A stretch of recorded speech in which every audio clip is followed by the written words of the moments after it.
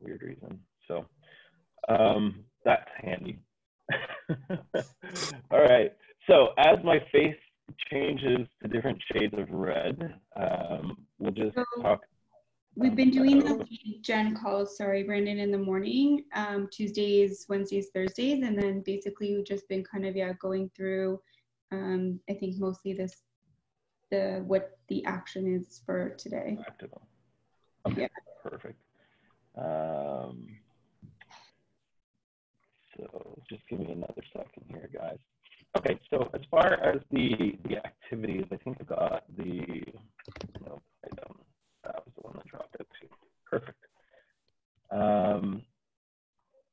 So mission. And sorry, Paige, do they get the mission at the end of each session mailed out to them for the next step kind of thing? You're muted, Paige. Sorry, I'm bad for that. Yes, they do. At the end of their booklet, there is the mission for the next session. But mostly we've just been checking in with their numbers, not if they've actually been completing the mission.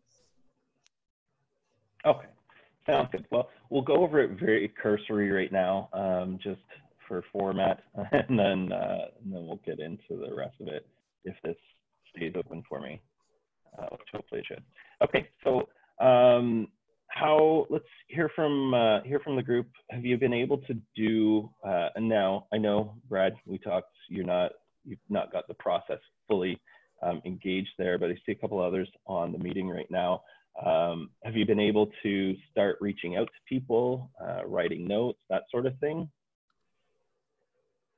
Feel free, anyone to jump in if you'd like. Though I'm just kind of in the database ad phase kind of thing, just letting people know that I'm almost there, but it's also just, I'm using this as a way to reconnect with people. So if I haven't talked to them within the last year, I'm using this as just like a reason to say hi. And then in like 2 weeks or when I actually get my license, it'll be less of a barrier to be like, hey, just so you know, I also did this.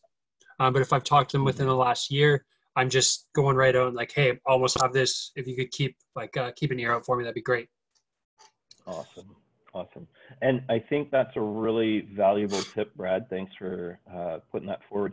One of the things that a lot of people, if they haven't been in the business yet, really miss out on, and this is something that my lead up was awesome coming into the business, but I dropped it in another sense, I'll tell you in a second, is getting that engagement, getting people excited for you in what you're going to be doing. Okay, so if you're just about to get into the business, or you're in the process, or just in the business, it's all about ramping up people's excitement for you. So that's a really good way to kind of turn on the tap. The more discussions you have about real estate, the more money you will make in real estate. That's quite honestly the biggest key. So also in future, training your clients and your supporters, your cheerleaders, on how to find business for you is a really solid method, but we're not going to cover that today. It's got to be in there in the rest of the course somewhere. I haven't gone through it all. But basically, if you feel at this point like the current market, we'll get the elephant out of the room. The current market isn't good, and I can't be calling people and saying, hey, let's buy, let's sell, that sort of thing. Feel free to touch base as a human being. They're going to appreciate that. And if you're not calling them to say, hey, it's a great time to buy, it's a great time to sell, it's a great time to tell me all your friends and family so I can call them and say the same stuff. If you're being a sensitive human and you're trying to say, listen, like I've got somebody who's doing calls, and the reason for the call isn't for, hey, can I buy, sell, whatever, can I be a realtor for you? It's how can I help you with any fears or concerns you have regarding the market. You're going through a job loss. You may not know how you're going to pay your mortgage. You may not know how you're going to get income for food. Those sorts of questions are on people's mind.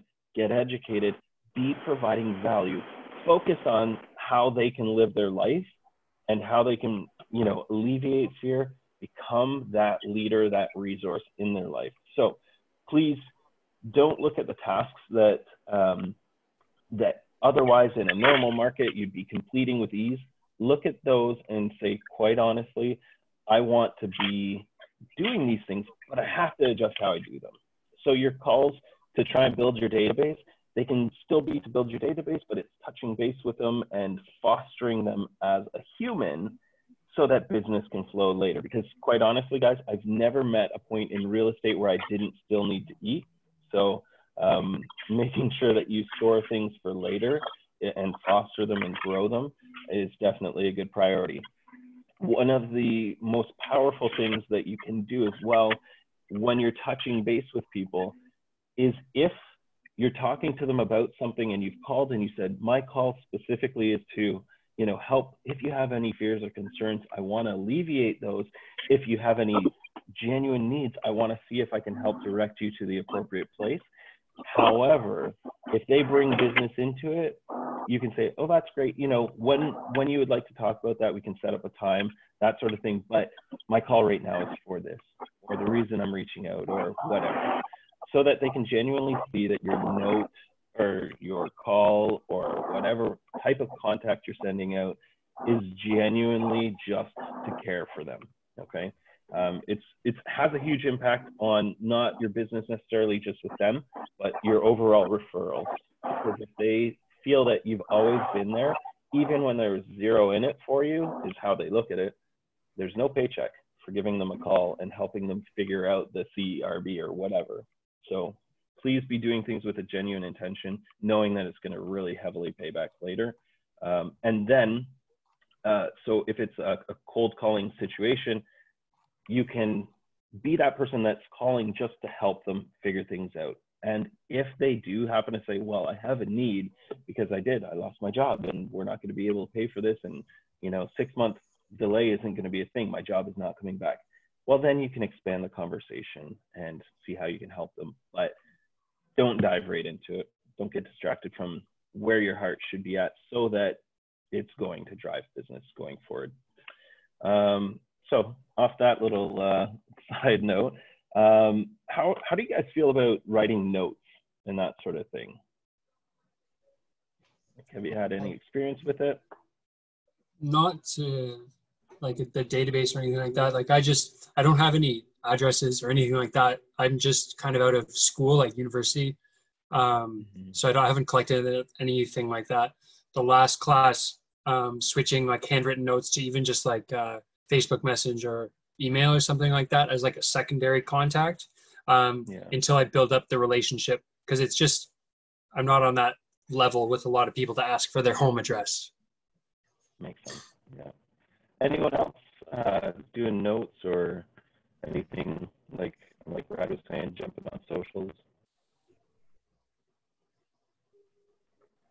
I haven't done much about the note thing, but I did make a phone call or email. That's my main contact method at this point. So I did call the neighbors, text the neighbors because they're senior. I know some neighbors are senior couple. I just want to say, hey, I'm your neighbor. If you need a hand, I know you have a family, but we're just beside you. Anything urgent happening, I'm here to help. So I didn't reach far about the business side of fact yet. I just want to show that I'm here to support as as a neighbor, and to reach out my friend, client to see how they're doing during this home social distance. Make sure everybody is okay. So I'm always here to for support.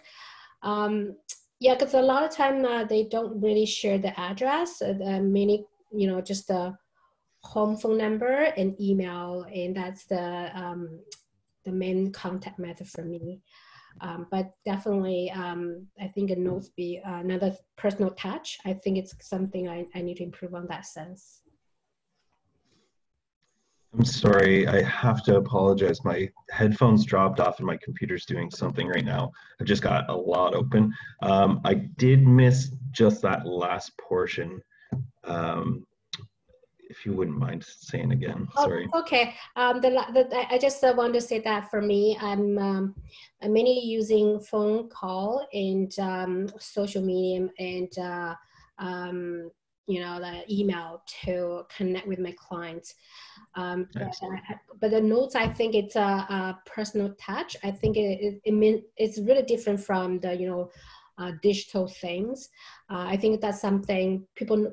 I think it's probably more touching at this point to write a personal note and make it different from other approach. I would say that, yeah. Excellent. Yeah. Excellent. Thanks for that. That was kind of what I was hoping would come out. Just the fact that when we have the ability to reach out personally to people, especially in a time where we're told no, that's going to be something that's huge, huge, huge for everyone. And what I would encourage you beyond that, everyone, is to make sure that you're looking for when this is over, planning now as to how that rush of excitement that everyone's going to have of, yes, I get to go out to the park and play on the equipment and all those sorts of things. Good, these kids are getting out of our place. I can't stand them right now. Why did we have them? Those sorts of emotions are going to create a lot of opportunities for stray discussions to start, okay? And again, talking more real estate is going to net you more business, period. So you want to make sure that when we get done, all this setback, people are going to start not with a, hey, it's nice weather out, hey, blah, blah, blah, whatever. They're going to be talking about COVID. And then a really good segue to kind of figure out for yourself, to feel people out and to inject business into, to start the discussion, is how are you going to pivot onto discussions about real estate? Because if you wear a pin, I always wear a pin on my jacket, but come summer, that changes. So I'm going to have to do something different. But people are going to be really curious. How did this ravage the market? Or what's happening? I heard that. So be prepared to have some really solid discussions, but at the drop of a hat, and hopefully with more strangers, because everyone's really curious about real estate, generally speaking. This is going to be something where people are curious, and now they just want to talk to people, not about real estate necessarily, but they'll talk about anything. So if you can pivot it, there may be some good discussions. Reminder to keep your contact info on hand, business cards or whatever, get them to text you so you have their number. But just again, another side way to make sure that you can engage with those coming conversations, because we're hitting a really unique spot in the market where 2008 crash, that quite honestly, people were having discussions, but they were having discussions with a preemptive negative. This one has something totally different and dynamic to it, in that we don't know what could happen. There's speculation both ways, and if you can form an intelligent, thought out opinion on how to present what's going on to them, then they're definitely going to be able to say, that's somebody that I'd like to talk to a little bit more. Maybe not for right now, for whatever, but someone that they would feel comfortable with having follow up with them. So, getting all their information that you can so they have ways to reach out, very, very key in that aspect. So keep it up. Yeah. If there's any questions, again, as we go along, feel free to, just chime in or type something out if that's easier for you, and we'll go from there. But the big takeaway that I wanted to really hit on is personal notes rock. And I'll tell you a really quick example of why that is. There's a sales trainer that I thoroughly believe in, Brian Buffini. I don't know who has or hasn't heard of him, but he's a really solid person-to-person type realtor, where he makes sure that he's not being salesy. That's not his heart or his intent, and it shows through genuinely, and clients really respond to that. I had a high profile in the city I was in initially, accountant, and he, great guy. I've been going to him for a few years starting out in the business, and had just been a really good guy to me, but I knew he knew like the most of the realtors in the city. He had been doing my taxes. I wasn't, posting banner numbers or anything, so I wasn't like the top client that he had, nothing like that. But what I did one year after taking a course similar to this is I did write a personal note. I said, you know what, thank you so much. You've consistently helped me. I know you've saved me money, but you've also saved me a lot of headache, because I knew I could reach out to you and, something along that line. It wasn't verbatim. It wasn't maybe as eloquent, who knows, because it was a long time ago. But at that point, it was a card, something that obviously based on the result I got was something that hadn't happened to them a lot from realtors. A lot of times realtors will yell, and Paige can probably attest to this, will yell at you when you're supposed to be helpful for them and they get frustrated, but they won't usually say thank you as easily. That resonates, I bet. Anyway, but the point of the matter is, the more grateful we are for the people who are taking good care of us, good things can come out of it. This one personal note ended up at that point in time, I was selling houses that were in the 60 to 100,000 range consistently. That was my price point. This accountant who had a lot of realtors that he knew and had done business with for a long time ended up calling me up and saying, you know what, Brandon, I've got this client that that really needs somebody who can take care of her well and, hold her hand through the process. She's older, she's selling her house, blah, blah, blah. Anyway, long story short, as well, this market wasn't competing offers, wasn't multiple, right on day one kind of thing. It was very moderate market. So what I did was, this lady, she wanted to get on with her life and wanted to make sure that everything was done well quickly. I priced it low, held off offers. She got offers that were great. We got her a lot more than she should have gotten for the place, because comparables were really razor thin. You could tell exactly what someone should get. And basically blew her away, made him look awesome for referring it, made a great commission relative that was twice as much as what I would usually make. And it was all done in a quick amount of time. One personal note, I did 10 minutes of work total, finding the card, writing the card, sending it out in the mail, and that netted me more money for any transaction than I had done up to that point. So personal notes work.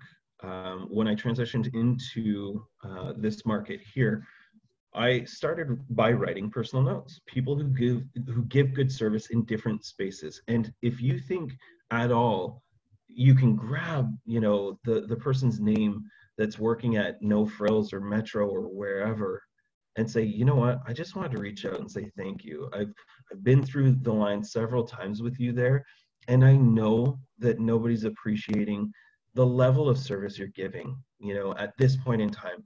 It's phenomenal. I don't have to put myself in the same position. I'm glad that you're willing to.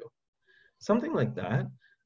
My fiance, she's a nurse, and we just saw on socials about the parades that the police are doing, to encourage frontline healthcare workers. And she really, she's like, I wasn't at work at that point, but she's like, that's a really awesome thing. It means so much. Just morale's so low in so many spaces right now. This is a time that you could really accelerate your contacts if you're pushing forward with good things, telling people the reality of the situation that they're in. Because quite honestly, and especially, you may think of it like, well, this person, maybe I should give this person a pat on the back because business-wise, it's more advantageous. But even if it's somebody who's young at a checkout somewhere, they've got parents. Those parents might own something. They may be doing this to put themselves through to be a doctor. Who knows? Don't do it with the intention of, okay, strategically, I want to get business from this note, but do it with the intention of, I want to be a great person. If you focus on that aspect of your business, I want to be great to others, then you can get a lot of great business in time. It does take a while. You still need to eat during, and so we'll get back to maybe the meat of this, of how to kind of excel at your listing process. But that's personal notes. I highly, highly recommend them. And anybody that hasn't experienced the power of them yourself even, I would encourage you to send them out to a few people. Always include a business card. It's just a professional courtesy, and don't feel kind of like it cheapens it. It's just a way they can get in touch with you if they ever need anything, if they need advice. Wouldn't you hate to send a business or a personal note and have that person be like, man, this person was so kind, so nice, and I could use somebody that cares about me, but I don't know how to get hold of them. So make sure every time, business card. Now, as far as the rest of the mission, we'll jump into that now. Any questions real quick? I'm gonna run right past the end of the whole notes and that sort of thing. Was there any questions that anyone had? Brandon, any ideas? Yeah. It's just me. I think it's sometimes I'm just worried. I have a really good intention to send out my care, my thought, to the, my friends, my clients, but I'm worried. I'm afraid of being annoyed. Like being annoying to them, right? They think I'm still selling my business. I don't want to. My intention is to care, right? But if I send my business information, sometimes I'm just worried that they might not see my sincere, my authentic, message. That's my concern. I don't know how do you handle that? Okay, that's a really good question. Ignore it.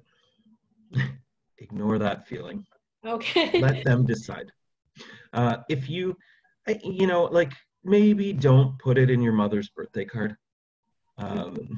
But the more you touch base with people, the more they will be like, okay, either this person has nobody else that they're trying to sell to because they're really involved in my life, or you know what, I totally believe that this person is at it for the right intention.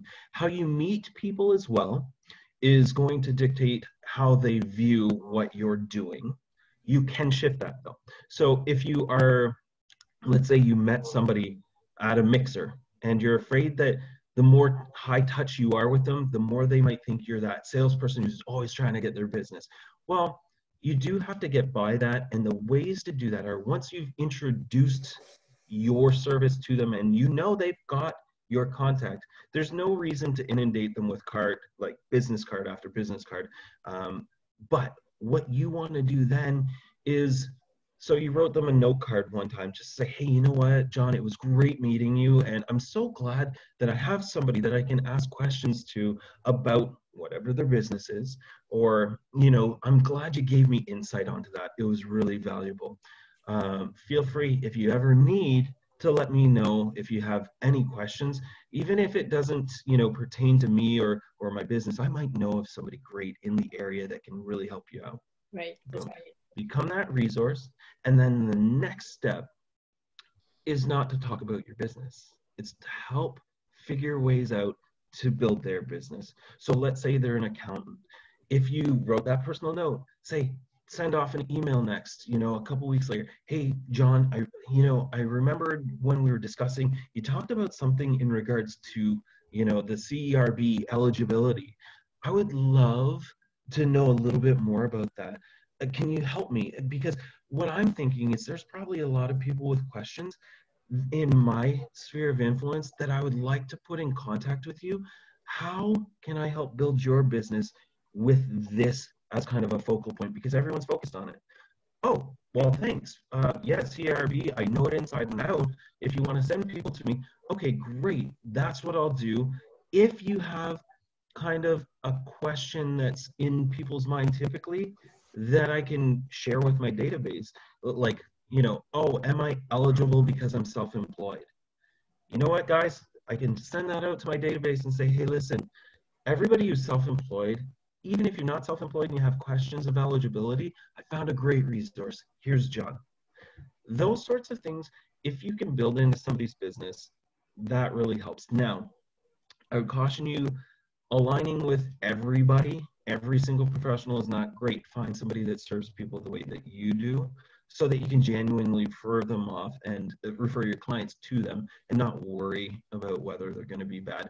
Don't fall into the reciprocity business model where, oh, well, I'll send you people if you send me people, because that doesn't work a lot of the times. You may try and hold to that, but a lot of people will just be like, oh yeah, no, things have been slow for me. That's why I haven't sent you, and you haven't come across anyone looking to buy or sell. And we can generally feed other businesses a lot better with our database. So learn to have connections for different reasons there. But if it's a family friend let's say, you know, it's not even a family member, it's a family friend, or a contact that's a soccer contact for your kids or whatever. If you send them out a note, especially right now, and say, you know what, let's pick another name, Judy. There's no Judy's on right now. Anyway, but Judy, you know, I just wanted to let you know that I understand there's a lot of fear and concern in the market. As well, there's a lot of bad information out there. I'm a realtor. I stay abreast of all of the information that's coming in. I would love to help you kind of figure things out if there's any fear or concerns that you really have nowhere else to turn. Reach out at any point, zero obligation and zero cost. I just want to make sure that the people I know are very well taken care of. And then that's when your business card goes out. And that's how it's all framed. It's only, I care about you and let me know if you need anything. Future follow-ups, you can then do things like just include them in your newsletter monthly. Now, that's if you have a newsletter that is not just a market report or something like that saying, here's the stats and figures, or, oh, look at me, these are the sales that I've had last. Make sure it's engaging in something that is of value to them.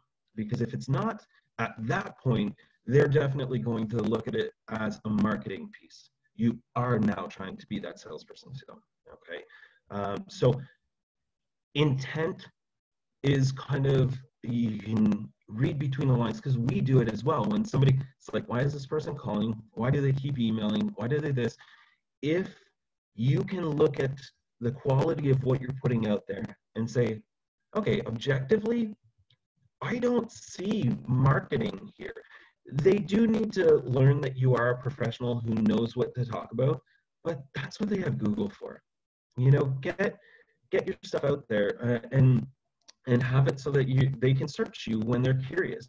Because what you're trying to do right now is build that facet of making sure that they know you are professional, not that you are a professional, that you're professional in your approach and systemized, and that you'll keep delivering good value to them.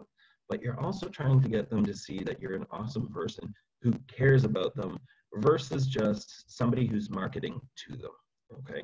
And I think that's kind of the disconnect for a lot of people. Myself, I mentioned earlier on that drumming up the excitement of me getting into business was something I was really good at, but I failed on this next step that kind of ties into what we're at right at this point, which is following up with them and not feeling like a salesperson, okay? Because I knew hundreds of people just because my business was a client-facing sales business, not related. And I just left those people alone and thought, okay, maybe they'll come to me. Hopefully they will, because I was so excited and they knew I was going into it. But I didn't want to transition into, hey, open up your wallets for me, everybody, that sort of thing. So it took me a long time, too long, unfortunately, to realize that the people you know and the people that know you care already, regardless of business, like they may have a cousin in the business. I had one client, as soon as I got past that, friends and family and connections, that whole salesy approach, and as soon as I shed that mentality and turned it into a, wait a second, why would I let them get screwed over by somebody else who doesn't know what they're doing and doesn't care about them? As soon as I got past that, I was able to then secure somebody who, yes, his aunt was in the business. She wasn't very good. They had to use them, but they were referring me. So they had the familial obligation. That's fine. Don't take that as a no, I won't support your business.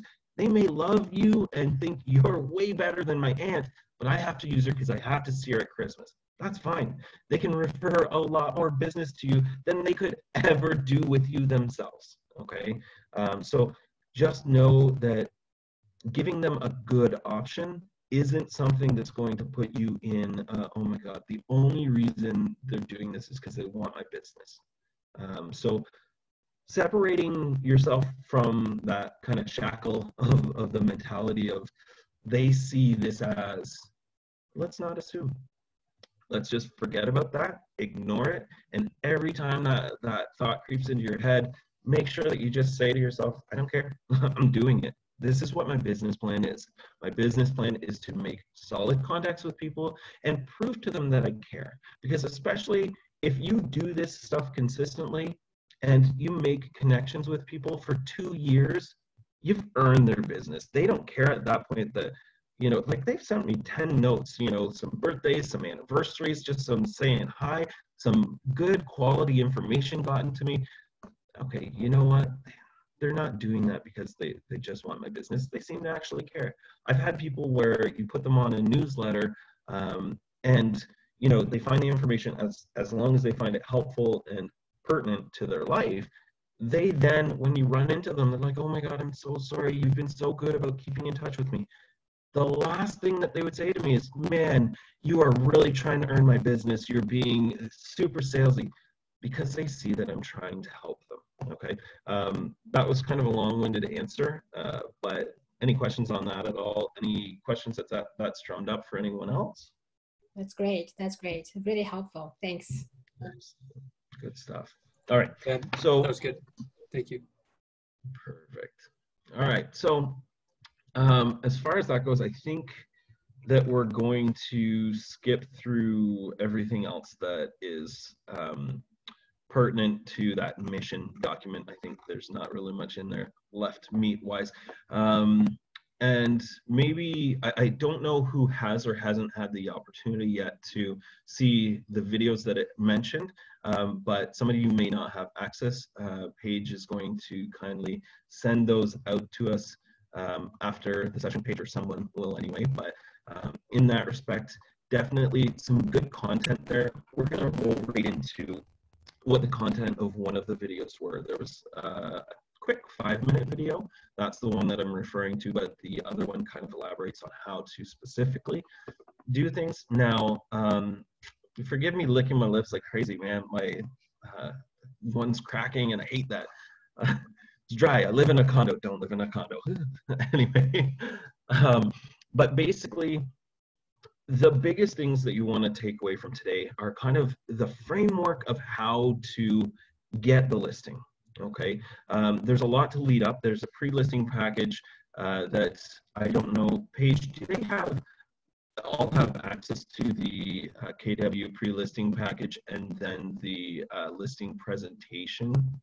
I don't believe they do if they don't have Command or Connect, but I have them downloaded. I sent them to Katie, I believe, last week or a week and a half ago. So I can send it out to you guys as well if you want to shoot your email address into the chat. Perfect. Yeah, so if you guys could do that, just drop your email into the chat right now and Paige will collect who all is interested in.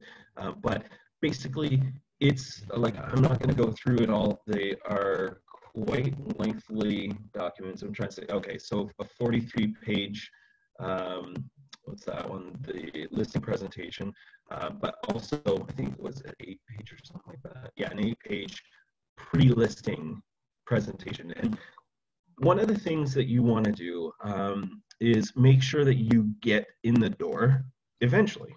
Okay, and this is in the immediate business category. We're shifting gears from how to build your business longer term with the notes and making sure that people acknowledge that you are a resource. This is more about the transaction specifics. Okay, so how to impress them before you get there is very crucial. And at this point, a lot of that can be done digitally, but I encourage you, when the market shifts back, something tangible in people's hands really makes a big difference. Okay, and a lot of agents at this point, I've been on a lot of calls where it feels like agents are maybe taking this opportunity to leverage themselves a lot more. And what I mean is, if you're doing virtual stuff, you can get a lot more done. There's less time spent in the car, and that's great. But at the same point, getting excited as this is how it's going to transition to the new, now I don't ever have to go anywhere. My perspective is, they can claim that, you know, this or that is a good idea, but shaking somebody's hand, I know, strike me down now, not a good idea. But in future, being present with somebody, people need connection. And I just know that some people have been waiting for this opportunity to streamline business to a virtual experience, but it's a very in-person type business that I feel is going to give you the staying power. So take that for what you want. A little bit of advice from me is to certainly be ready to deliver something more personal in person, so that you're able to not necessarily think, oh, this is great, this is going to be so super smooth and effective, if the market shifts back to what it has been leading up to this. Okay, that's as much as I'll go on that little rant, but decide what's right for your business. Absolutely. So in the pre-listing document, basically what it's going to do is it's going to set the stage. It's really fairly exhaustive, even though it's not that large. Like I say, it's only 8 pages, but it gives them basic tips. What you want to do is you want to go through anything, especially anything that you're going to send to a client, go through and make sure that it looks accurate as to what you would like to put out there. I've had buyer booklets that were really nicely put together and very, kind of generic enough that people could think I made them and wow, be super impressed by it. But the problem comes down to, it doesn't sound like me. Or I look at it and I'm like, shoot, if they didn't put that in there, this thing would be perfect. Know that you should modify things so that it feels congruent with how you speak, the things you would say, and what you want your clients to know. Because if you send something out, they take that as their first impression of you. And then if real you shows up, what are they going to think? They're going to be like, oh, no, this isn't the person that I thought was coming to my door. You want an accurate representation. If you're somebody who always dresses in, polo shirts and jeans, like always, and that's going to be your business, and you can get away with that, fine, do that. But don't stick your, fancy, the one time you found a tux, and don't stick that picture on everything. And then when they meet you, they're like, are you the painter? What happened? Make sure that everything that you do is viewed through a lens of congruency. And for your pre-listing package, take it, shape it to what you feel is congruent with what your business is, because whenever somebody's in a process, buying, selling, whatever, they're looking to continue a stable process. If something all of a sudden becomes weirdly incongruent, it jars them out of that moment. It takes them from a situation of, oh, this is comfortable, and then all of a sudden the brake's gone, whoa, wait, I forgot. Now I instantly know I'm back in a sales process, and they become more alert to that, and then there can be resistance built up. So you want to make sure that everything is congruent, smooth flowing, and feels natural for you, so that you don't send somebody else in your pre-listing package and then show up as a different person. Okay, I think I've gone on about that enough. If there's any questions about just little nuances, maybe just pop something into the chat, and if I need to go on about it a little bit more for clarity, then that can, or if it's a question that you want expanded on a little bit further, just drop in with the mic and feel free to jump in at any point. It's not rude, it's invited. So go through that pre-listing package. You'll find it of good value so that they can really understand how the market works.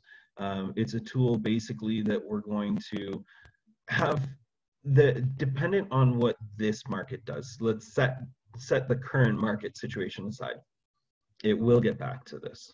Okay, like it will get back to how the pre-listing kind of prepares them, and that sort of thing will become commonplace. The market will get back to a normalized version. Right now, each discussion kind of needs to be catered a little bit more, and the pre-listing can shift as well with how that works, because if we're doing a lot more virtual tours over showings and we're trying to discourage showings versus trying to get everyone in the door, the consult there is a little bit different. But if you say, listen, this is the market that we're in, if we're looking to do these things right now, then we need to adapt this way. But looking through the pre-listing will give you an idea of how things how things and what the bulk of questions are that kind of can be alleviated before you get in the door. And the less information, the more spread out that you can give people through the process, the better they can consume it and internalize it, okay? Usually what I do when I'm going through a process, I'll take the buyer process just as a quick aside, because it's a little bit more protracted. Buyers, I give them a high-level overview at the start and say, from here, I will give you nuanced versions of every step before we get there. But I'm not going to bore you with all the in-depth details right at the onset. There's no reason for that. It's just going to overwhelm you, confuse you, and do you more damage than good. But high-level overview, here it is. And then now here are our steps going forward, which that leads into something for later, which is directing the conversation, okay? So basically, when we're going through with sellers, our high-level overview is giving them kind of that shot, that snapshot of what it is specifically they want to get out of the process, clarifying that, isolating the nuances that are pertinent to that meeting and getting done next steps, but also kind of giving them a good idea of what the whole timeline looks like, okay?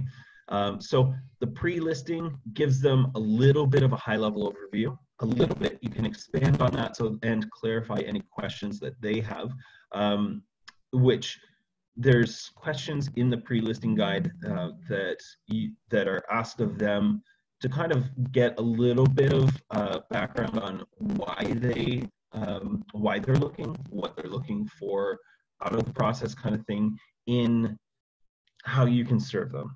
It doesn't go super in depth. So when you get in front of them, that's a tool, like I said, to just kind of enhance you getting in front of them and their impression of you before you get in front of them.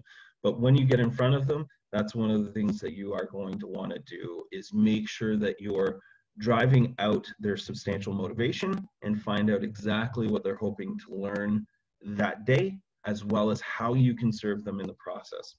So I'm going to jump into what one of the videos, that small video that I was telling you about, is more geared towards. And it focuses around the 8 steps of listing a home, like some really pivotal things and steps that you can even have these jotted down, just those 8 steps. And then once you get familiar with how those steps play out, you can progress through some of those steps like lightning fast, but others you may stop and get distracted talking about nuance of that process point.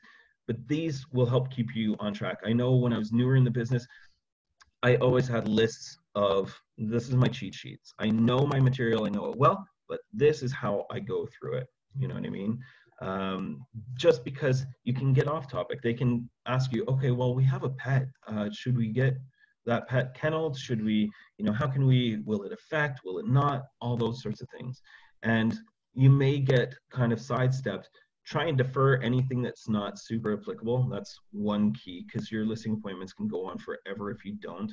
Any appointment can, but at that point, if it's something that you can quickly address, just because I know when people have questions, sometimes those build to anxiety, fear, and they may not want to keep listening. They may just keep rolling that around in their head, okay? So make sure that you can answer the quick ones quick and then go on from there. But first step for making sure that you're going to be the person representing them, because let's face it, that's what the end goal is.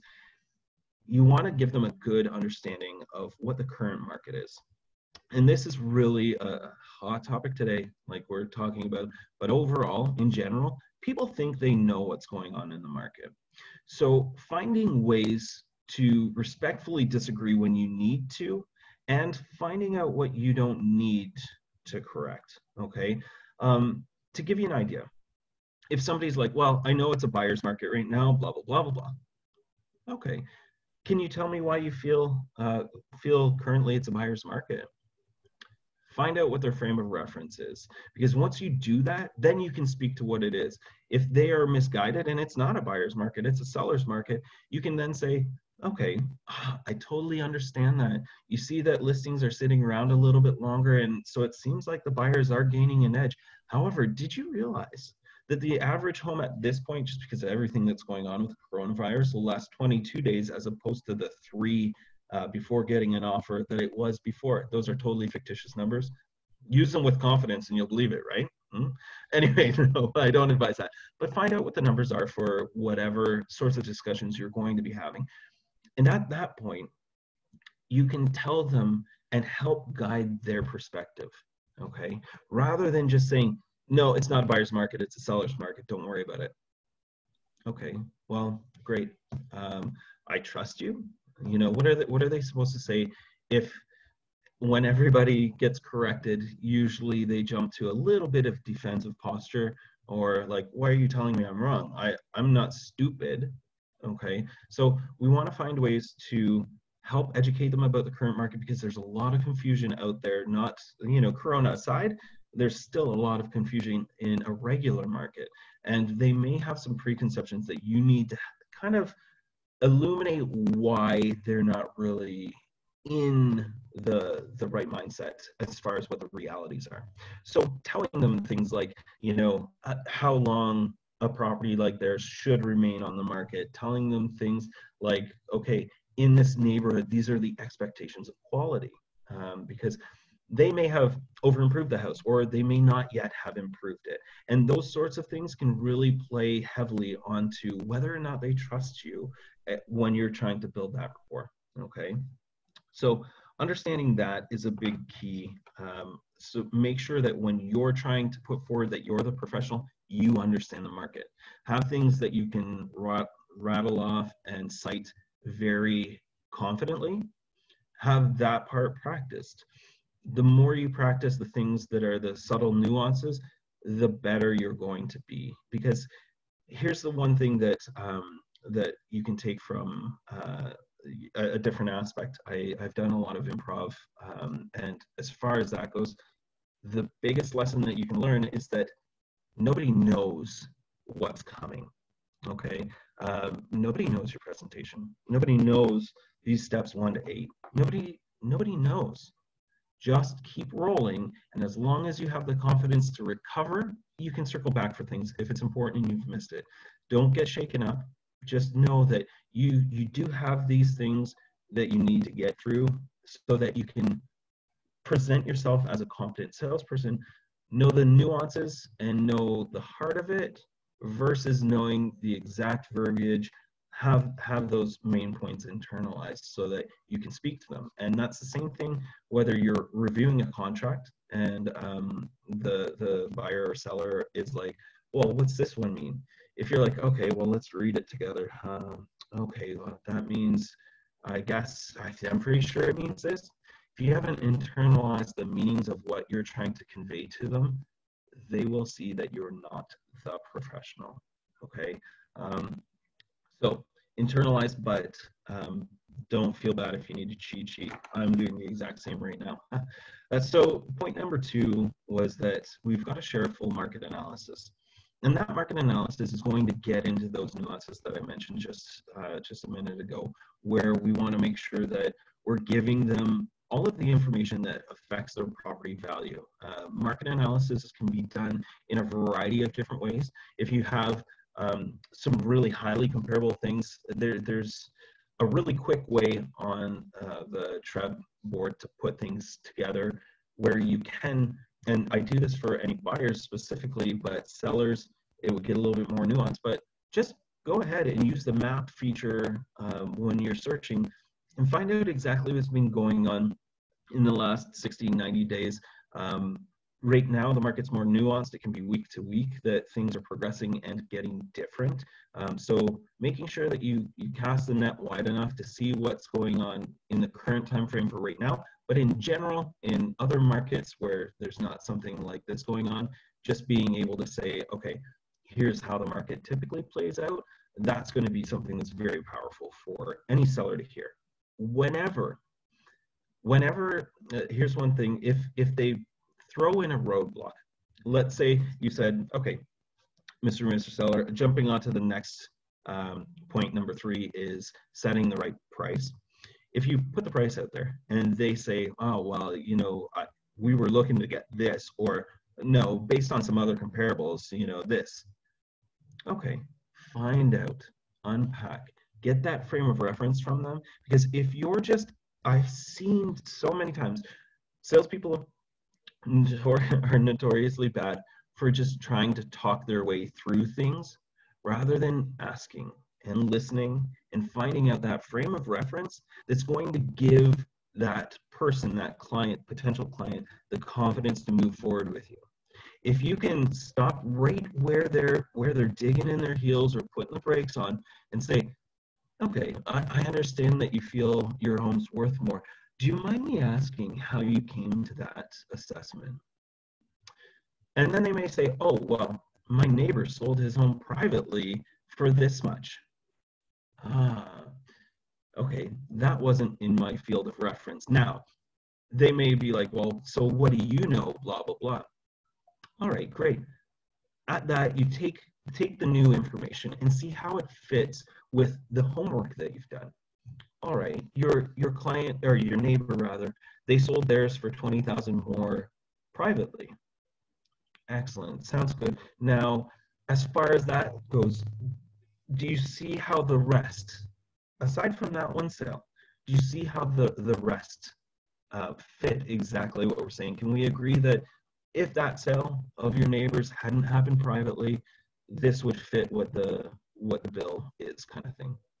Okay, get their agreement and then transition into dealing with the now one issue. Because if you don't isolate that as being the real issue, they may keep trying to compound and throw more things in there. Whereas if you know that, oh, it's just that neighbor's sale that gives them the reason. Whereas if they say, no, well, aside from the neighbor's sale, there's also the fact that this one over there is listed for this price. Okay, great. Know what you're dealing with. That way, if there's any hesitation, you can really address the concerns, and not just one at a time, but gain the whole scope. Ask those questions, because asking a question is going to give you clarity, but it's also going to give them clarity. And you want to make sure that that clarity and that focus is there so that you can get to the goal that you want to have. Okay, the end goal is getting that listing, but doing it knowing what your situation is, because you can also get a signature that night and have everything ready to go and get your photographer out there, get your stager out there, get all of the things ready, and then throw the brakes on. Like, that can happen. So make sure that you address things, and the only way is to ask those questions and really figure out, isolate what it is. So when you set a realistic price, make sure that you're giving them the price range rather than just a very specific price. Your home will sell for $673,000 guaranteed. It's not.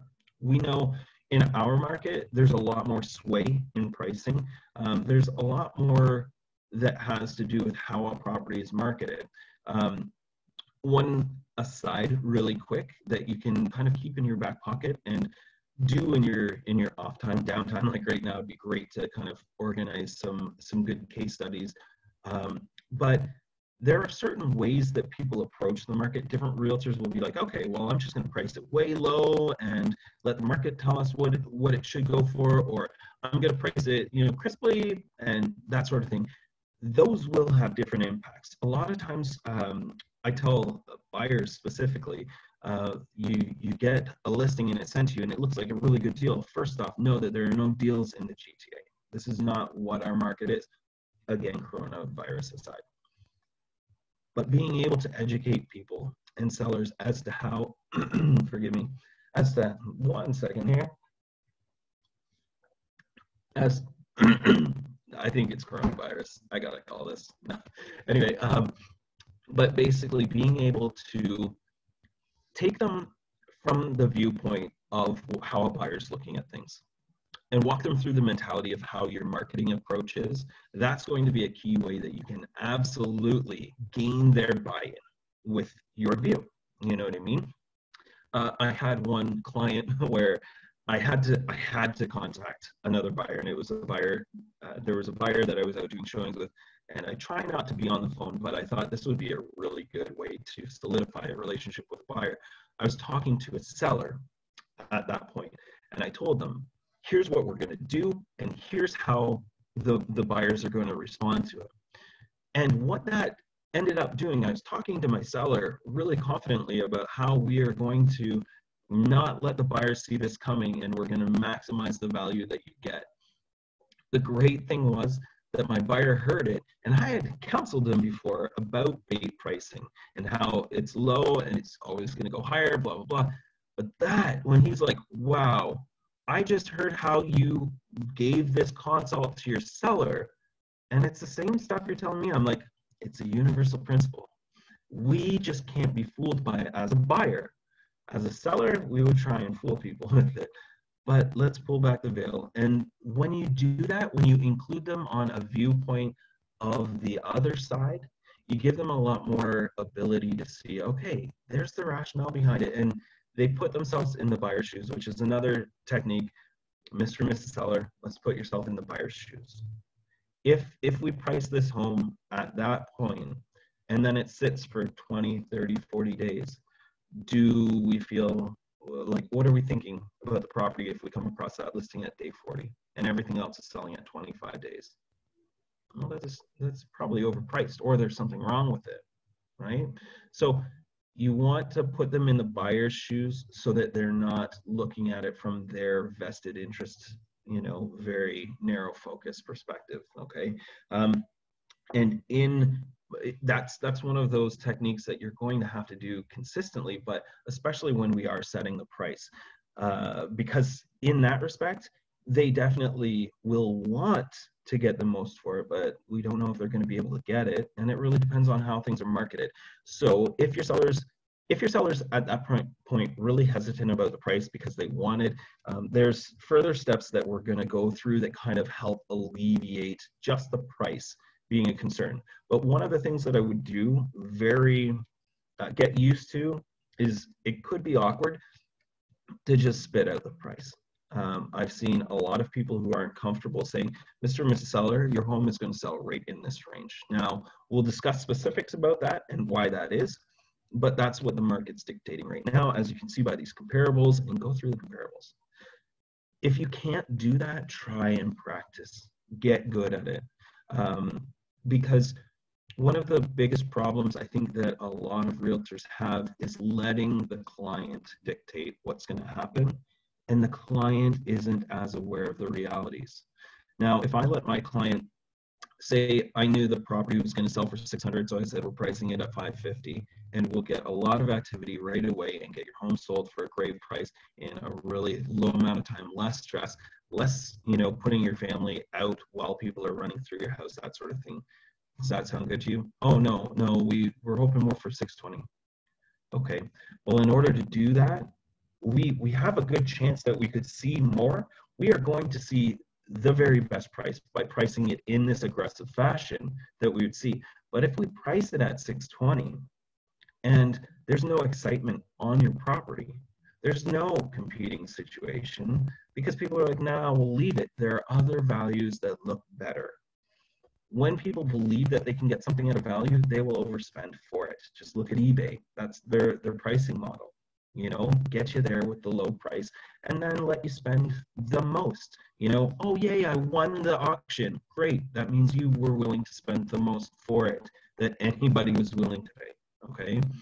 So keying them into that reality can help kind of set aside for a moment the price, and then you can say, here's how we can, guarantee, as close to a guarantee as we can, that you'll be successful in this process. Okay. And in that, we'll go through the next step, which number 4 is calculating the bottom line, showing them what they would net from the property, provided the numbers that we're discussing are going to be the right factors.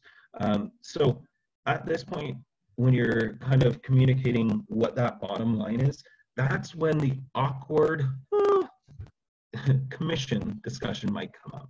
Okay.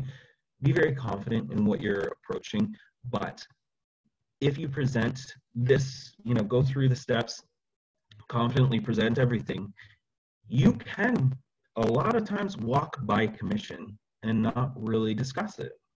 Be prepared to, because if you get caught off guard, or you're uncertain, or you're not ready to show why the value is there for your service, that's when a lot of doubt can set in that you can't necessarily undo.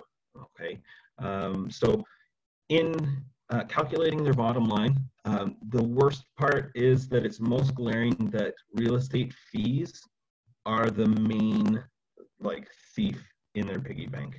Okay, so get comfortable with how you approach that. One thing that I felt lessened it for me was just basically saying, you know what, taking them from what they're netting to where they're going. Mr. and Mrs. Seller, quite honestly, I understand that there are a lot of fees that come into play with your real estate transaction. The great thing is you're not going to have to pay them on the buying side. So these are the fees that pertain to the selling side. Here's how much you'll net.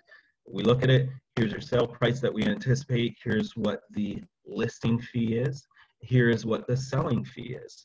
If you break it into that, it gives them a little bit more clarity that you're not just charging them $30,000. It is broken up into a couple components. And then, you know, later on, if they want to raise the objection, usually it'll wait till the end where they're more comfortable hearing you out and then saying, okay, but about this money. And you can discuss, you know, how fees go and all that sort of thing at that point, but we'll jump into that at the end. Sorry, just 1 second. May I ask a question about that quick? So you said like to break it up to kind of ease it for you into a listing fee and a selling fee. Is that just you with your own numbers, like how you're breaking it down on your end, or like what do you mean by the two of those? That's putting it into the seller's awareness of how you get paid. Preemptively, in that if they object later, you're going to refer back to that position. So what I would do, let's just take 100,000 because it's a really easy number to work from. Obviously, the figures are different wherever. But basically, if I were to say, okay, Mr. or Mrs. Seller, here I have a net sheet for you just so that you know crystal clear what we're going to expect. I expect that your home will sell for between 95 and 110,000. Let's conservatively look at 100,000 as our baseline to know what you would, at worst case scenario, net in this circumstance if the market continues the way that it has been. Okay, so from that 100,000, we look and we see that your lawyer's fees are going to be $2,000. Let's say, just using rough figures at this point, your lawyer's fees are going to be $2,000. You're going to have, that's going to include the lawyer's fees and the disbursements. Disbursements are just going to be mild because you're on the selling side, discharging your mortgage. The other thing that we do need to take into consideration, Mr. and Mrs. Seller, is making sure that if you have a mortgage on there, we need to know if there's going to be a prepayment penalty if we pay it outright, or if we should then in turn use that lender to secure the next property and just port your mortgage over, which is just taking the mortgage with them and increasing it to the new value kind of thing. There are ways behind that. If you want more info, let me know. But for the sake of this discussion, we'll just keep it brief at that. Leaving that one empty, but leaving a place for it on your net sheet so that they know there are more factors that they have to factor in. And then say, and as far as real estate's concerned, the listing fee is this much plus HST, and the selling fee is this much.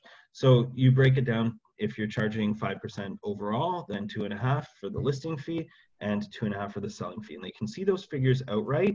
And then make sure that you let them know about HST. I can't tell you how many times other realtors I've talked to are just not really, oh yeah, oh, I didn't really think about that, but they get charged that, and it can really amount. It's 13% extra, you know, on the fee. So that can also, if you tell them about that HST in advance, it gives you credibility first off, because you're putting everything out there very genuinely and plainly. But then when they go through, it could be answering questions they have too, because sometimes either buyers or sellers will have questions about the opposite position. So your seller might be wondering, oh, is HST applicable on the house? That might drum up some fringe questions where you can be proving yourself as a resource, you know what I mean? So in that sense, don't feel afraid to put things in writing and list it out. I always, if I'm net sheeting for somebody, I make sure that I put what the minimum I genuinely anticipate it would sell for is, because they're always glad to see that number grow. But we want to know, especially if they're moving up, how much bottom line they'll have if the worst case happens.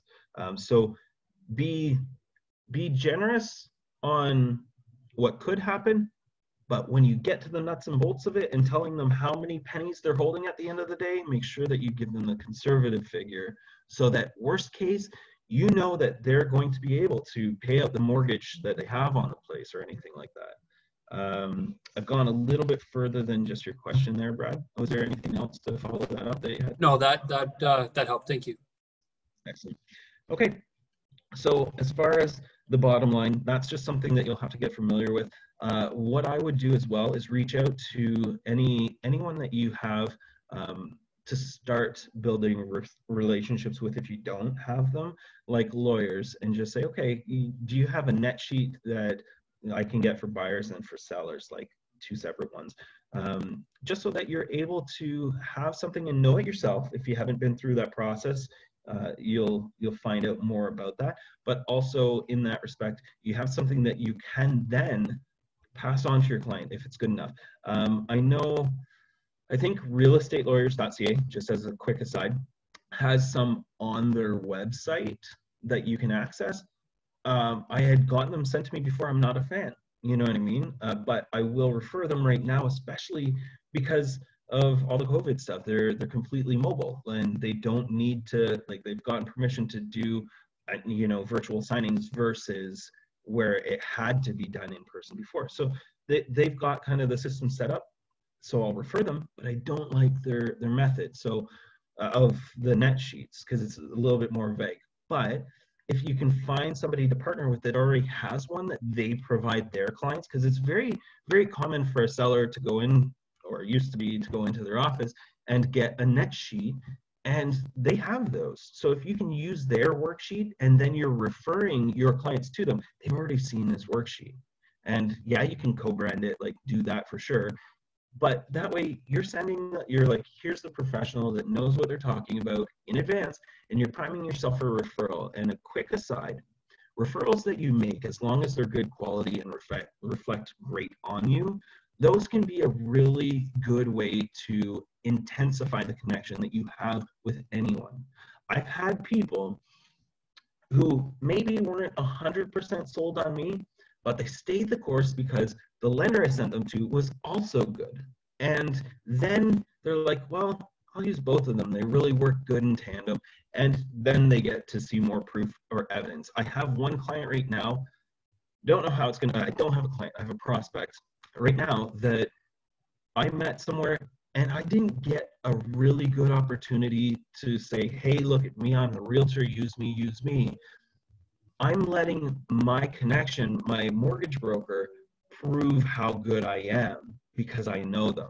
So I'm hoping that that person will come back to me. I'll be, fostering for future. But that's somebody who could do several transactions this year just because of everything that's going on. They've been really attuned to the market now and want to see if there's values coming forward. So you can utilize the people you refer to strengthen a connection you haven't even really fully gotten to make yet.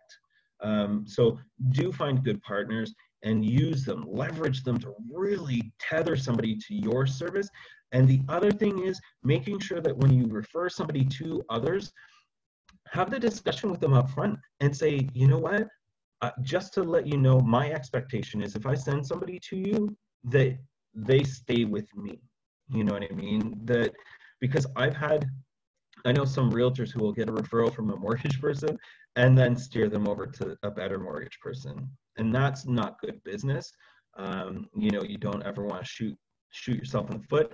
If you can't trust the person that referral is coming from, drop them off your list, even though you could get a referral from them in future. Because quite honestly, nothing's worse than having to praise somebody to a client disingenuously. You don't want to be like, oh yeah, it's good that you're going with that person, and you don't, in your heart, you know that you're like, they're going to drop the ball, I'm going to have to carry this one to the end. So work with good people, as an aside. Now, jumping back to the steps, number 5, preparing for the sale, preparing the home for sale rather. That's a really one that you can get through over time, knowing what buyers specifically will look at when they're going through a home. One of the things I would encourage you to do is go to any home inspection that you have the chance to go to, especially if they're more rare in the area that you're looking to practice, because you want to have that experience and the capability to kind of counsel a seller from that side and that perspective. Again, always shifting to what you know, or what you know the other side is going to be looking at in the transaction. Because whenever I go to a seller's home, I can see it for what it is. I have experience in that aspect. And I can then say, okay, listen, you see, look around this room. If we were to pick 2 things that we don't like about this this room, this property, don't say that. Don't totally ghost the fact that they live there and they love the place or have loved the place. But look around the room. If there were 2 things that you didn't like, that were on your list to change next, but we don't have the time to, what would they be? Oh, well, yeah, there's a lot of scuffing over there, so we're thinking of repainting, or the baseboard got chewed by the cat or dog or whatever. We would like that. Okay. Well, let's just look at it from a buyer's perspective now. The thing that they may hate about the room may not be what you were going to point out. You might have to bring up some new things that, oh shoot, I didn't realize it reeked like cat piss in here. I don't know why, but people love cat urine, in my experience, except buyers, every buyer. So I have to let the sellers know this is what's going on that could negatively impact us. How do we find a tactful way to do that? Letting them say that the room isn't perfect first and give you ideas of what they think. And they may very well know what you're going to need to say to them. Let them say it to themselves. Let them convince themselves. And if they don't by chance notice something, maybe it's because the place is a pigsty and it's super cluttered, saying, you know what? Quite honestly, one of the things that buyers look for, and in my experience showing buyers through a home, one of the things that they want to know the most is what's going on with the room. Now, I realize that we live here. We have to treat your home now like it's a showroom. And unfortunately, we can't walk into a showroom and not see everything that we need to. So I see that you have a bunch of bookcases here and you've got a lot of books. That's really impressive. Don't minimize what they've done with their space, but say, if we can remove some of the things in here to give a buyer a better view of everything, to know that everything is in proper condition, there's going to be less concern. And that, taking any concern away we can from a buyer's perspective, is how we're going to get the very most for your property. I understand it may be an expense of possibly even a few $1,000s by the time we've taken all of this stuff out, moved it to the place to store it, kept it stored until you get your next place or whatever. That could be true. But Mr. and Mrs. Seller, especially in our market, when buyers are demanding things, taking out some of the things that buyers would look at and say, I wonder what's behind there, that can really help us get thousands more right away for your home. So if you'd like the name of some good people, I don't want to put that burden all on you. I can help you align with these people, these movers, this stager, that sort of thing, so that you can well prepare your home and we don't have to lose out on a lot of dollars that you could be gaining from the sale. Okay, and know that I'm not going to pressure you to do this, but it's up to you. Do you want to maximize the value of your sale, or would you rather just leave it as is for convenience? That's completely up to you, but that affects the price that we were talking about, just so you know. And drive it back to that. Drive it back to the reality, because you're going to come across at the end of the presentation, you're going to want to leave with a value in stone, like something that's like based on the condition right now. We've discussed it. You've given the indication that you're not going to clean out that room and it's going to stay the way it is. That's going to negatively impact the value that we discussed, the maximum value, because we were discussing the maximum value of your home. So it's going to put us closer to that lower value that I discussed on the net sheet. So let's look at the net sheet as kind of what our realistic value is then.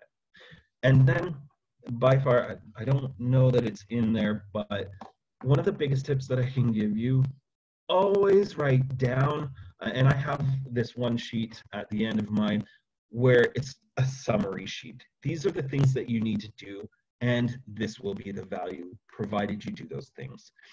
Once you have that summary sheet, put it electronically somewhere for you that you can search it easily when you need to find it, because you don't want that sheet going missing. You want to be able to say, Mr. and Mrs. Seller, yes, we discussed it, we listed at this, but my recommendation was this. This is always what my recommendation has been. You can refer back to your net sheet. Oh, you've lost it. It's lost its way. Okay, well, here's another copy of it. So that you're not being a jerk. You're just reinforcing the fact that, no, we had an agreement. I could get you this provided you followed this, and always put it there, because some people fear the fact that they might have to be a little bit more blunt or call a seller out when sellers' positions or minds change, or they get a little hazy on what you told them, that sort of thing. It's being a professional. If you had a professional weight trainer and he said, Brandon, you've got to stop eating pizza, he'd be fired. But basically, if he said, you have to do this, this, this, and this, and you will have a rock hard body that everybody thinks, wow, you really, you're jacked or whatever. If I didn't follow that, and I changed and I altered some of the hard essentials, then his job would be to tell me, this is why you're not going to get these results. Are you okay with that? Okay. If you're not, then change your actions. If you are, then adjust your expectations. So we have to be a professional. Same way a doctor would, whatever. We have to be the professional. We can't be afraid for our commission and then cater what they need to hear, okay? Because that's not something that gets referred. Like, oh yeah, no, he didn't tell me. Like I've had other realtors where I'm like, why didn't you tell them that this was an issue? Oh well, I'm hoping that we'll kind of get there soon. No, tell them. You're doing them a disservice if they don't cut that out right now. That's going, like, you're telling me they won't allow showings after 6 o'clock? Ask them if they've ever seen a property after 6 o'clock. Okay, well, what if that one time they went and saw a place after 6 o'clock was the house? Okay, great. Well, how many people are working during 9 to 5? Okay, you're limiting the marketing potential. What's that going to do to their actual dollars gained? It's going to cut it. Everything that they do negative, you have to be willing to be able to have discussions with them so that they know how they're impacting it. And if they know it and they still want to proceed that way, they're allowed. They're adults. Don't make the decision for them, but don't keep them in the dark about it. We have to tell them what impact it's going to have. So, sorry, man, ranty Brandon. So we want to give them the ideas of how to prepare their home for sale. A lot of people will let a stager do this dirty work for them in the larger aspect and just do some cursory stuff. Me, I like building rapport by being more honest with them. And some, like, the stagers are usually pretty good about delivering things in a less confrontational way and kind of winning them over. Good stagers will. But if you don't know the stager that you're using and you can't trust them to be tactful, that could negatively impact their view, the seller's view of you. So do know what the practice is. Have them practice a staging consult on you. You know what I mean? How do they approach those negative things? What would they say if it stunk like cat piss? Those sorts of things need to be brought up. But I think as a good professional, you should get capability there, because if you can't say something that needs to be put forward sensitive and have it received well, there's going to be problems in your approach at some point that you're going to shy away from. It may be something that comes up, some showing, and they're like, oh, well, we noticed there's this over here and they're saying it's not done right, and that's going to be a danger for the seller or for whoever buys the property. Well, you need to bring that up to the seller then and say, we need to get this rectified. But if you've been too timid to approach that in past, you might not have the courage built up to be able to be straightforward with them and very to the point. the more to the point you can be, the bigger favor you're doing. The second part of that is if you're able to be to the point, great. Learn how to be to the point tactfully. So those two things in tandem, one without the other, can be very bad, because I've seen a lot of realtors shy away from saying what they need to say, which negatively impacts the seller or buyer, whatever the situation is. So then you can go into discussing how you personally are going to advertise and market the property. And this may not be specifically marketing or advertising, like, oh, I'm going to put it across these platforms and these things. It should include those sorts of things, but you also want to say how your approach works.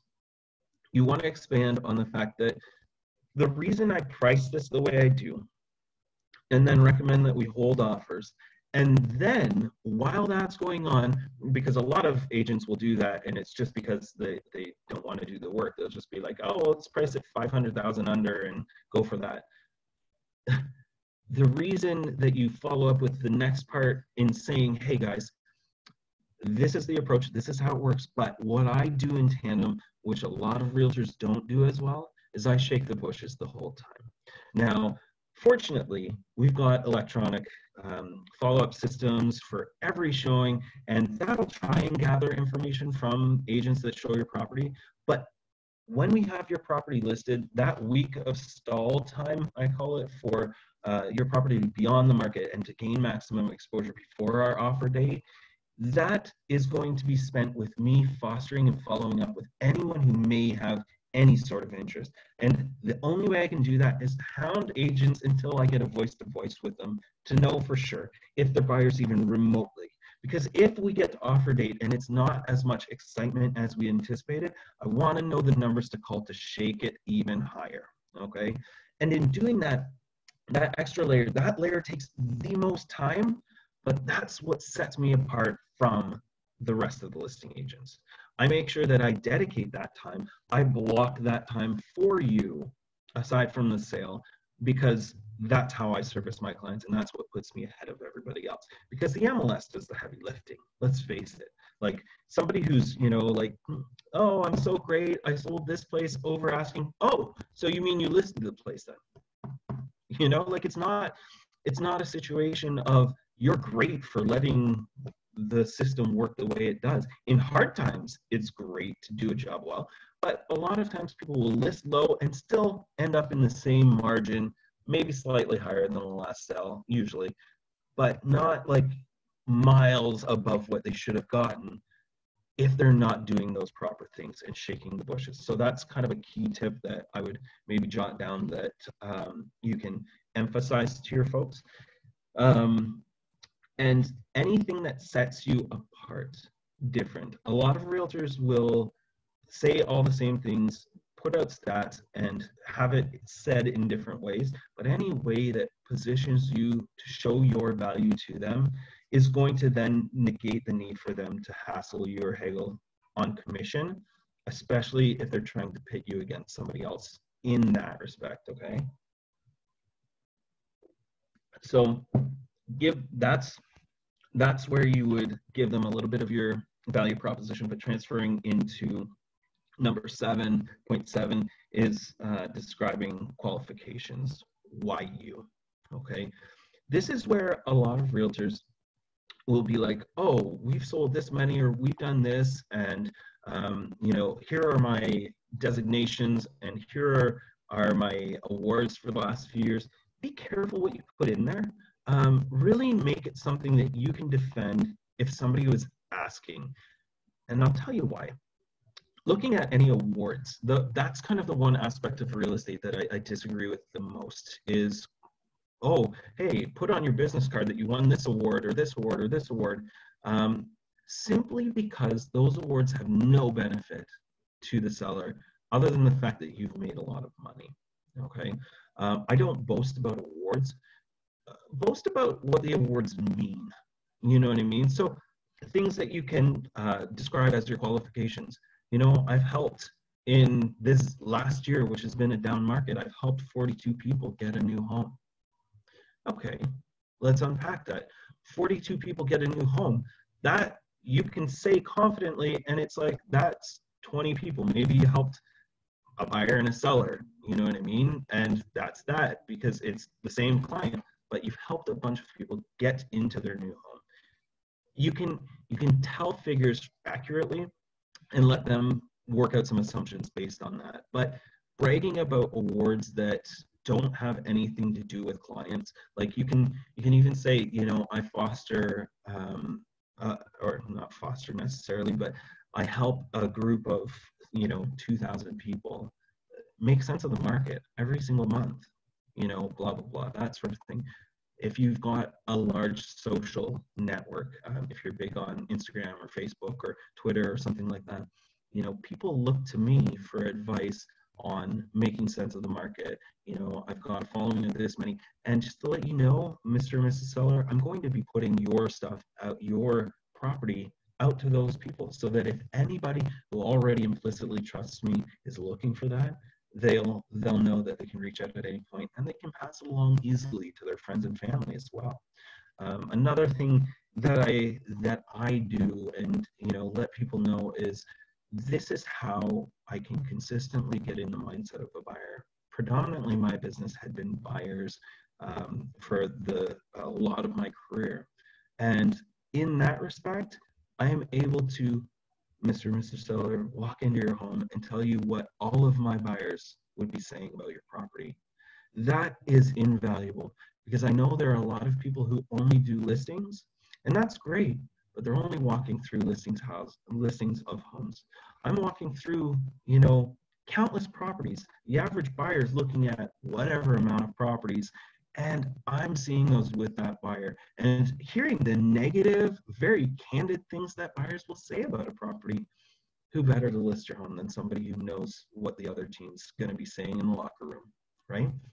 So if we know what their play is going to be, we can definitely trick them into not using their playbook. So describing your qualifications doesn't have to be something rigid, and especially if you're newer and don't have a track record built up, a lot of times people will rely rather on their brokerage's stats and figures and that sort of thing, and that's definitely a good thing that you can lean into until you've got your own. But sometimes people are hesitant as well to do leases, and if you do them well, they can be lucrative, just as an aside. But if you do leases, don't tell the seller, you know, that, oh, you know, I've helped this many sell places this year. You know, like the one, say I've helped, you know, people make the transition this many times this year. And it could be lease listings or lease like tenant clients or buyers. But then it's like, oh, okay, this person is active in the business, because that's what they're looking at. What you're saying during your appointments are going to be what convinces them whether you know what you're talking about or not. However, if they need just that extra little push of, do other people trust this person? That's what that kind of qualification section is for. Just seeing, oh, okay, you know, for me, my story is going to be a lot different than your guys's, and, you know, everyone is a little bit unique, but find out what the strength of who you are is. If it's your first listing appointment, if it's your first client, then you can still brag. Say, you know what? In my office, we've got a very huge wealth of experience, and I'm not arrogant enough to think that I know everything coming into the business. What I do know is how to keep you protected, and that I have the utmost confidence in my support network. I can reach out to my coach at any point. I can reach out to this Facebook group and this Facebook group to make sure that if anything is not 100% crystal clear for me, that I will be able to confidently find that answer quickly for you and get back to you. What you can expect from me 100% is no BS. I'm not going to pretend like I know, because I don't know everything yet. But my purpose is to make sure that I learn as much as I can, and that I rely on those who already know what I don't when I come up against something, okay? So don't let anything be a fear. If it's your very first listing, if it's your very first anything. When I transitioned into the Toronto market, where I was coming from wasn't condo heavy. And so I remember the fear after having, like, I had been in the business for just over a decade. And I remember the fear being like, oh God, a condo, what's the contract going to be like? And I'm like, please just get through this. I had that anxiety, and I'm like, no, you know this, you know the industry. So please know at any given point, unless you're doing the exact same thing all the time, you might get a chance to sell a rural property at some point. Pull on a professional who knows that market. Don't be arrogant and say, I want to save this all for me. Get somebody in, because I did have somebody who, once I was in Toronto, who said, you know what, do you want to partner up on this rural property? Because I know those a lot better than that person who is selling downtown condos all the time. Awesome. You know what? What did that show her client? Not that she was incompetent, which that can, you know, clearly scream, but that she was willing to split her commission with somebody so that her client didn't lose the benefit. Okay. So just let them know, if you're not confident 100% yourself, that you are confident in what you know. Anything that you don't know, you know people who will know, and you can draw on that at any point, and it's not going to hurt their experience with you, because your ego is not going to be the thing that costs them money. All right. So that could be your qualifications if you're newer. But again, relying on the brokerage aspects and market dominance in whichever area, that's always a good thing. You know, and some people make it even looser, and they could just be like, oh, Keller Williams in this area, blah, blah, blah. You know, I like to more or less give them the real situation, because if they sniff BS on you, that's really hard to recover from. Okay, so make sure that you're putting facts out there that you can back up and stand confidently behind. And if not, look at the things that you look at maybe as weaknesses in your approach, and find a way that there is a real benefit to be sold there. Okay, that way you can always very genuinely, confidently defend what you are. You know, oh, Brandon, you're newer to Toronto, you don't know the area, blah, blah, blah. You know what I've been really good at?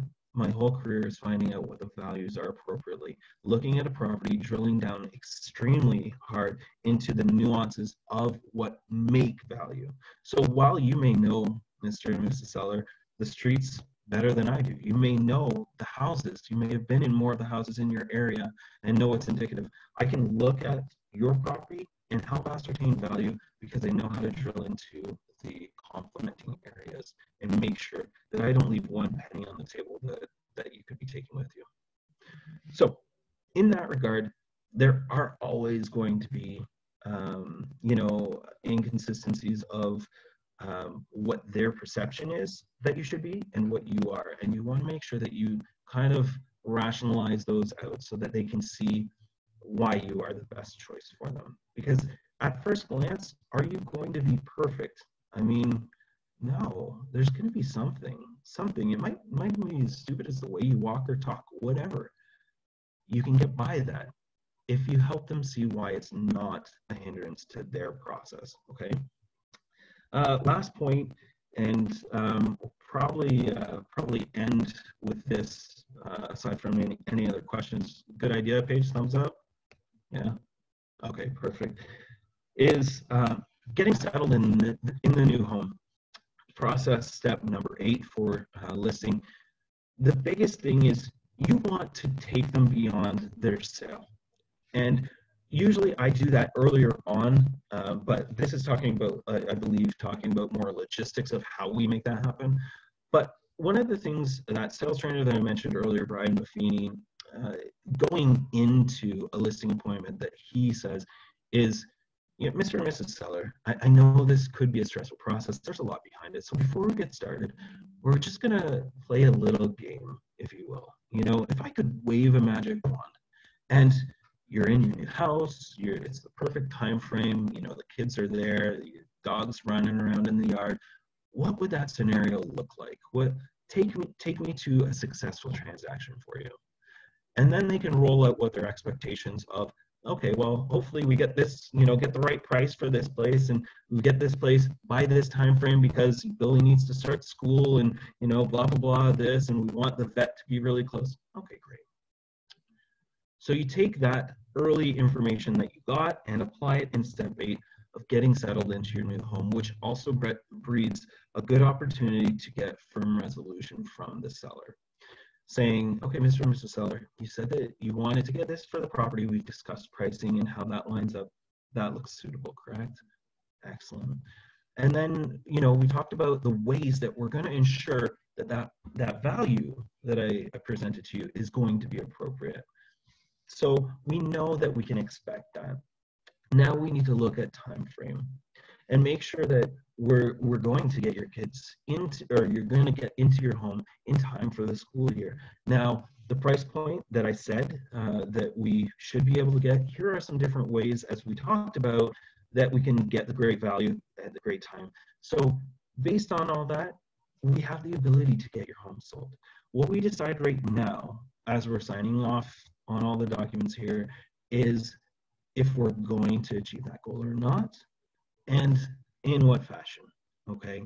So with all of those things said, to make sure that we get you to this next place on time and find the suitable place, leave ourselves enough space there, we need to list your property at this price and expect a sale most likely between this date and this date. Does that sound appropriate? Excellent. Forgive me. That being said, why don't we go ahead and sign the paperwork, and then we can discuss what it is you really specifically want out of the next place, okay? And if you take it and get them to sign that and then say, okay, let's deal with the buy situation now, if they're buying, if they're not, skip it, obviously, but take them beyond the transaction. Like, let's jump on that. If they're not buying, if they're just selling to either cash out and move away, or if they're selling because, you know, an unfortunate situation, let's relieve the stress. This is how we're going to proceed. And this is what the rest of your process looks like. So we'll get the home up, and give them a marketing plan, something that kind of lays out the dates specific, like a marketing timeline would be really good. And then from there, you can walk them through the high level overview. Don't get nuanced. They may be like, oh, okay, so when the offer comes in, what blah, blah, blah, and say, once we get the stager in and we get your pictures taken, we're going to have a further discussion on specifically how offers are addressed and what we should expect. Defer things, because you're overwhelming them. Just, you guys probably feel the same way right now, like, oh, that's a lot of information today. They're going to feel that way when you get in front of them. Okay, there's a lot, but they may have questions. Say, we will absolutely answer those questions. A good thing is my process is very comprehensive and it doesn't let things slip through the cracks. So just to let you know, this is when that question will be answered specifically. So that right there is kind of the bulk of everything. I didn't want to make this a slumber party, so we're kind of going to stop now. Any questions that you guys had going forward? Anything that can help you further? No, that was good from my end. I mean, everything for me is new information, and it's great coming from someone with good experience. And I don't know what I don't know, so I can't really ask any questions. No, that's it. And if there's, sorry? I think it's a great session because I've been through a hard time when I try to help the seller. And a lot of information you provided is really helpful and get me to show, you know, how to be professional. And a lot of things I can do and I don't know. And this is a great session to help me prepare for my next seller. So it's wonderful. Good stuff. Good. All right, guys. Well, that said, if there's ever anything that you need, just know our brokerage is really built on making sure that the information's there for you. So reach out to Paige or Daniela or whoever's sending information on this course specifically, and let them know if you have questions, because even if there's not some quick resource, they'll know people like myself who are willing to have a chat with you. You know what I mean? Just so that you can kind of figure out what's stopping you. Because one of the areas that I'm passionate about is growth in the industry. If people want to know, they should know who will tell them what they're looking for. You know what I mean? And this brokerage definitely really heavily leverages that. And in that sense, you want to make sure that any resource or growth area opportunity that you have, match those two up, that resource and that growth area, because learning is definitely the best way. If you practice off the golf course, you're going to play better on it. So let's let's make sure that we're practicing. That's kind of the thing that I will wrap up with, is practicing specifically, like this, much as everybody hates role playing, put your family or your friends or your dog, whoever's in quarantine with you right now or in lockdown with you right now, make them listen. Go through, look at that listing presentation. Ask them what does or doesn't make sense of that. Because especially if you're not as adept at something, going through it, you might see some questions, but somebody who doesn't hear it at all might have some really dramatically different questions. My fiance has a really different mindset than mine, so I do run a lot of things by her and say, what do you think? And she'll come up with some weird questions. I'm like, where did that come from? That's not what I was expecting. Okay, back to the drawing board and start to address them. So just know as Brad, as you mentioned, don't know what you don't know. Just gain clarity from what other people are kind of poking at and being like, oh, you said this, what did you mean?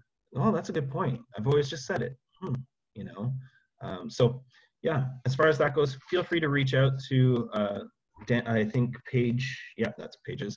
Paige has dropped her email at the side. Please know that honestly, that's the very best way to get information. Bug Paige. Yeah. And with that, thank you guys so much for joining. Brandon. Thank you so much for hosting, and Thank you very much. see everyone at 9 a.m. tomorrow for your lead gen check-in. Okay. Awesome, guys. Kick some butt. Have a great day. Bye. Bye. Yeah.